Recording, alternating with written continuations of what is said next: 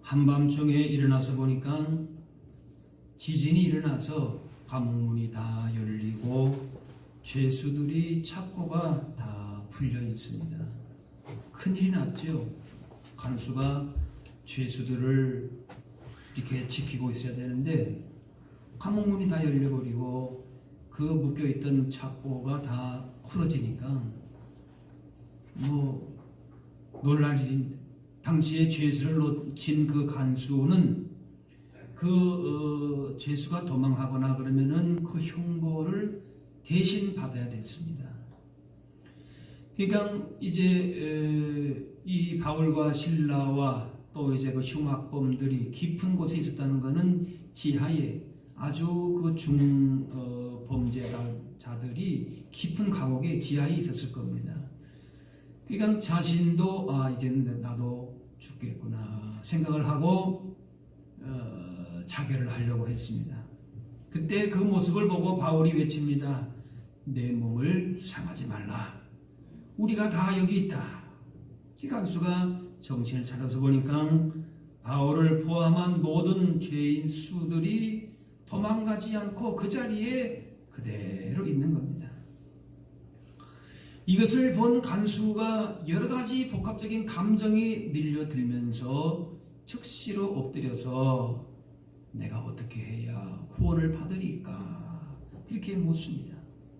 그때 바울이 주 예수를 믿으라 그리하면 너와 네 집이 구원을 받으리라 했습니다. 그리고 바울은 간수의 집으로 갔고 그 가족이 다 함께 주의 말씀을 듣고 하나님을 믿고 기뻐했습니다. 간수는 평소에 죄수를 다루었기 때문에 아마도 거친 사람이었을 겁니다. 특별히 흉악범들을 다루었기 때문에 보통 그냥 이렇게 점잖게 해서는 안 됐을 겁니다. 그런데 이런 사람이 죄인인 바울과 실라 앞에서 떨면서 엎드리고 선생들이여 하면서 내가 어떻게 해야 구원을 얻으리까 이렇게 묻는 겁니다. 신앙에는 관심이 없을 것 같은 이 거친 간수가 무엇이 두려웠기 때문에 떨면서 엎드리고 내가 어떻게 해야 구원을 받겠습니까? 이렇게 묻게 되었는가 라는 것입니다. 큰 지진이 일어나서 옥문이 열리고 착고가 풀렸는데 그것도 놀라운 일입니다. 갑자기 어떻게 이렇게 큰 지진이 일어나서 이런 사단이 일어나는가 놀랐을 겁니다.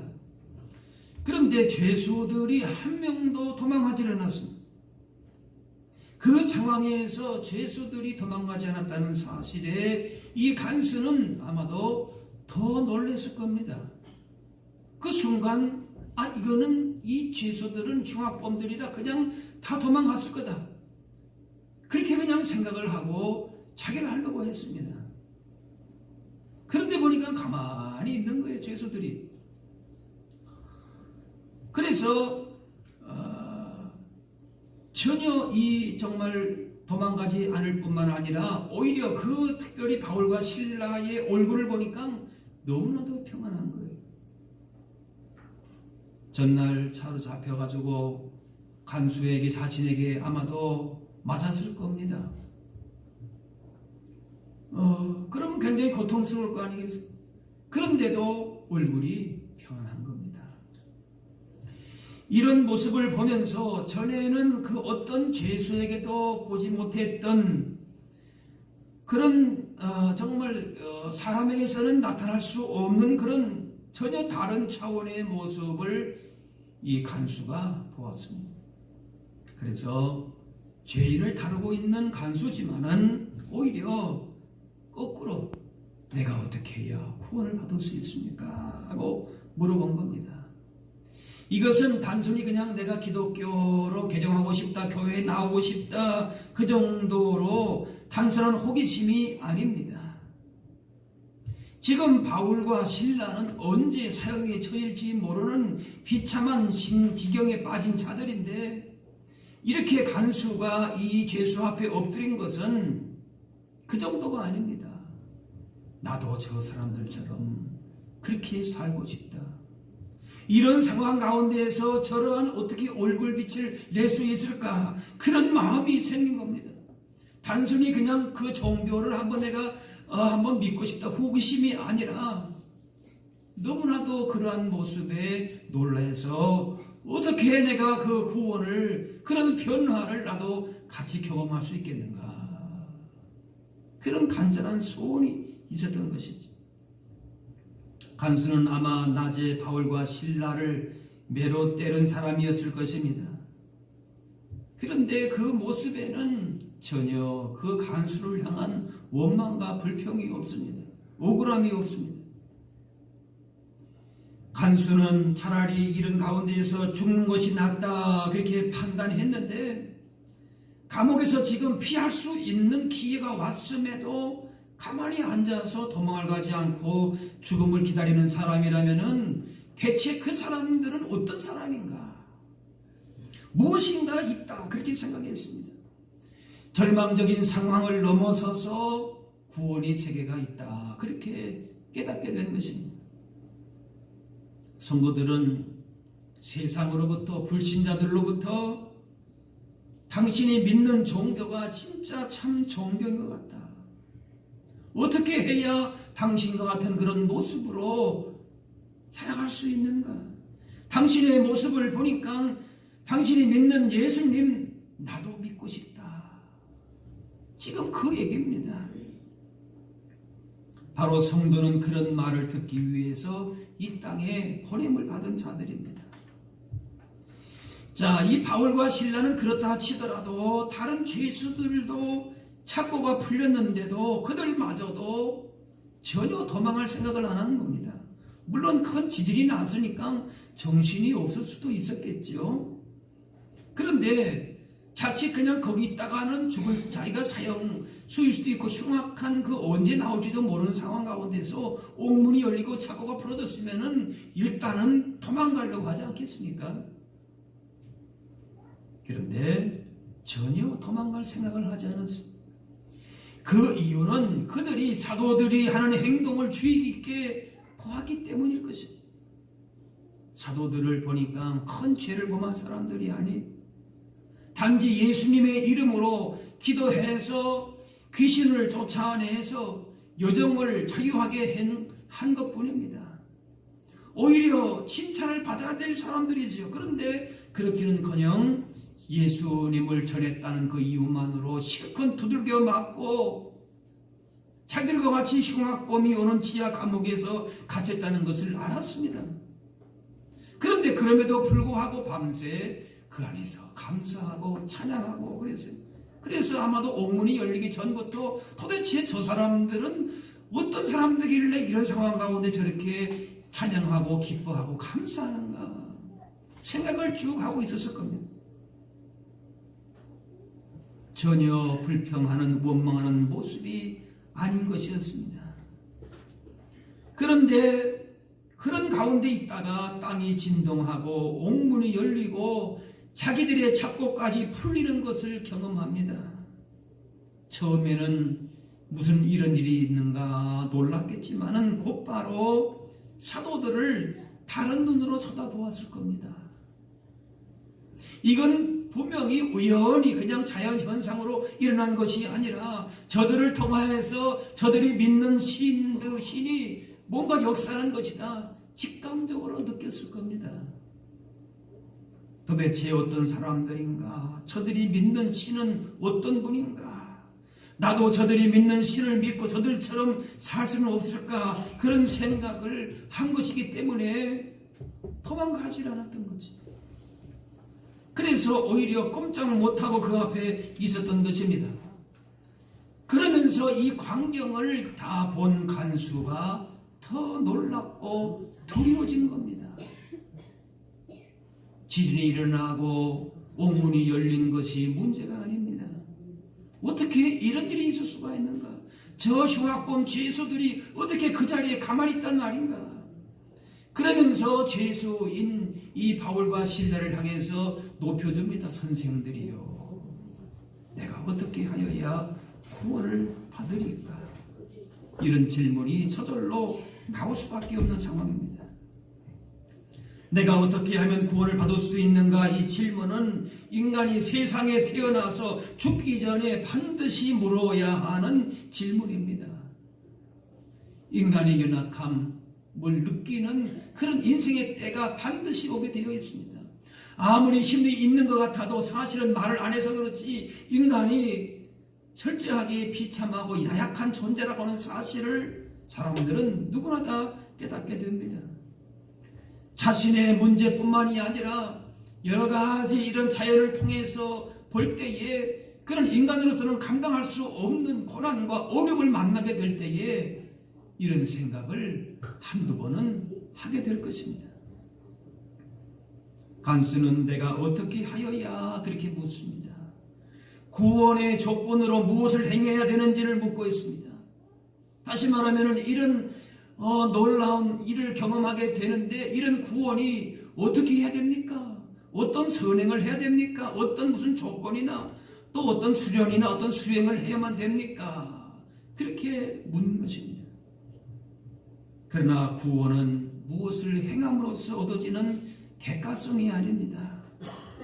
예수 그리스도로 말미암아 주어지는 이미도 우리가 치러야 할 모든 그 죄와 사망의 죽음의 멸망의 그 값을 예수님의 십자가로 다 치르시고 우리 가운데 주어지는 하나님의 선물이 바로 우리가 받아야 될 구원인 줄로 믿습니다.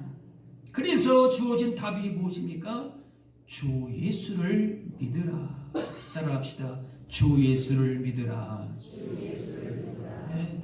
내가 무엇을 행해서가 아님 어떻게 이렇게 해야 내가 구원 받습니까? 인간의 무슨 행위를 공로를 수고를 수행을 얘기했지만은 그런 관심으로 얘기했지만은 그러나 답은 뭔가면은 믿으라라고 하는 것입니다. 죄인의 구원은 사람이 무엇을 행함이 아닌 믿음으로 얻는 하나님의 선물입니다.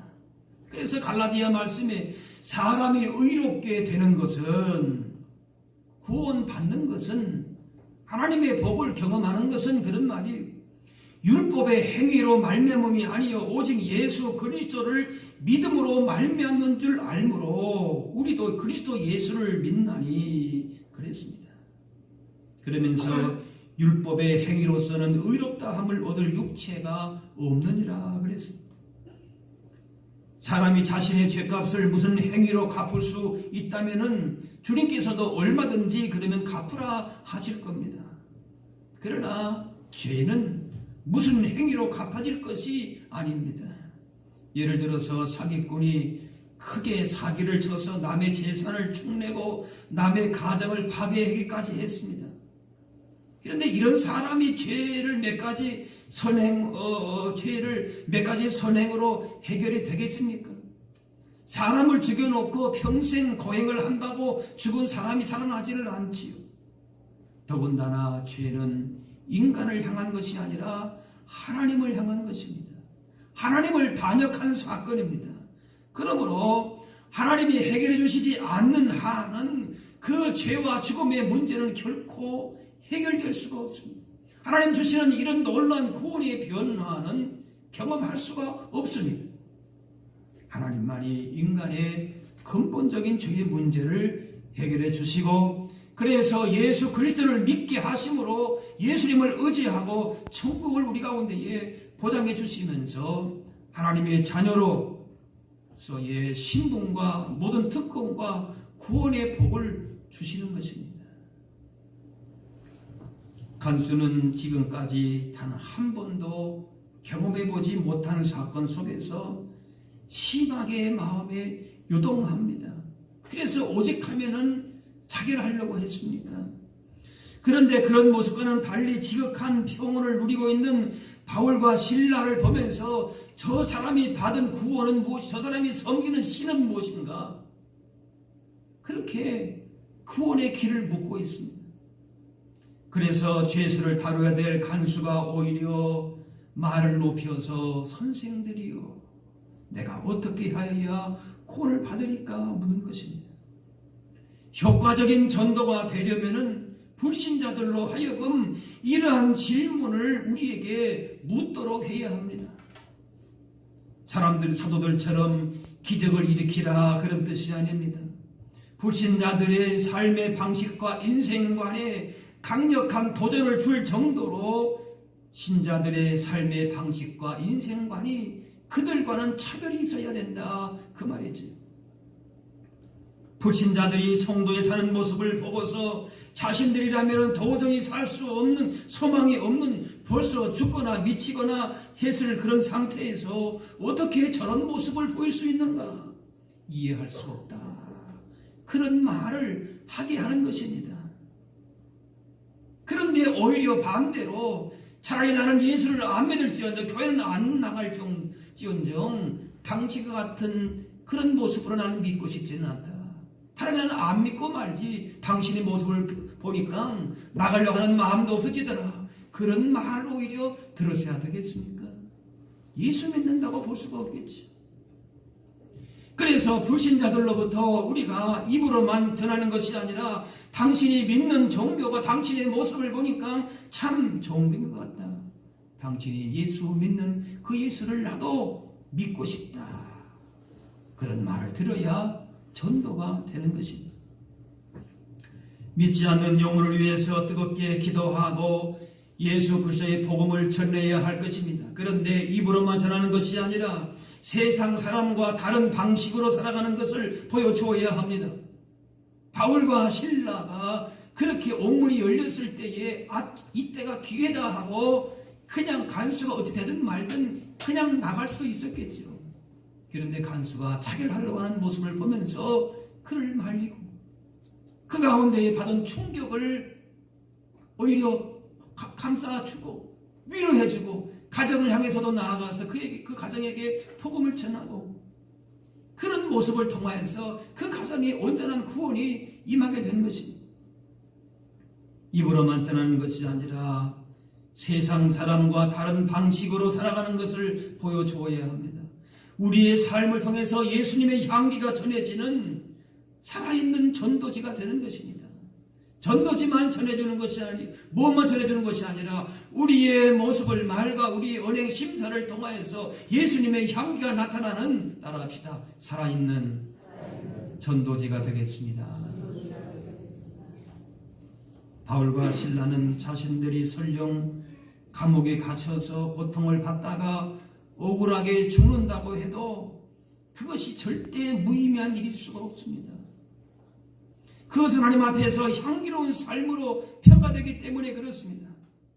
하지만 간수에게 있어서는 이 세상의 삶이 전부라고 생각하고 살았기 때문에 세상에 대한 소망이 끊어지고 절망만 남으면은 차라리 죽는 것이 낫다, 그렇게 생각한 것입니다. 그래서 자결하는 것 외에는 답이 없다고 판단한 것입니다.